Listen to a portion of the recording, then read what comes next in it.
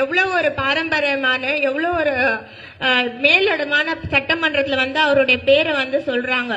பேர் சொல்லி சொல்றாங்க. கலைஞர் ஐயாவோட பெரிய பெரிய ஃபேன் அவ்வளோ எப்படிப்பட்ட தனிமுழோ அவ்வளோ அவ்வளோ பேர் மேர மேடம் தமிழை ஒழுங்கா கற்றுக்குன்னு வா. நீங்க பேசுறது எப்படி தம்மா இருக்கு?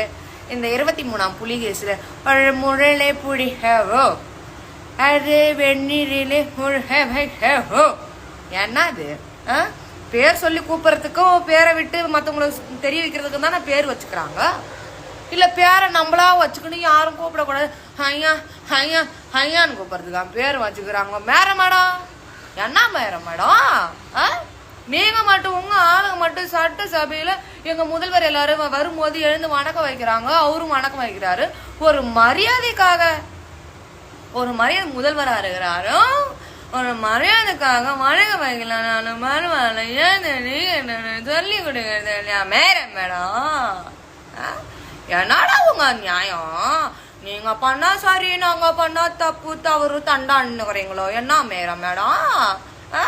சொல்றாங்களாமே ஐயா மேரே சொல்லே நம்ம பெரிய அம்மா அம்மா அம்மா.